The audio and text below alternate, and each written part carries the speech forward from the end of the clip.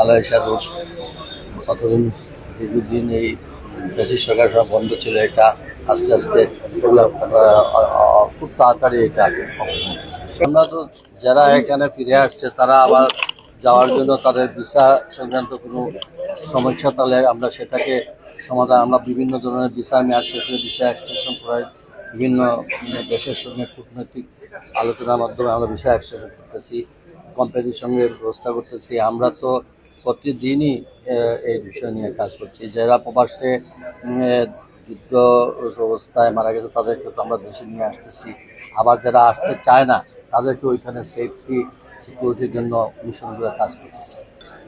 এটা তো অলরেডি আমাদের মিডিয়াতে পরিষ্কার করে প্রকাশ করা হয়েছে এবং যেটা আমরা জয়েন্ট ভেঞ্চারে স্বাক্ষর করেছি, যা রাষ্ট্রীয়ভাবে আমাদের সব ব্যাপারেই আছে। আপনারা ওইখানে আমরা যেটুকু আমাদের মনে হয় এটা ভালো ফলপ্রসূ এবং সফল হয়েছে।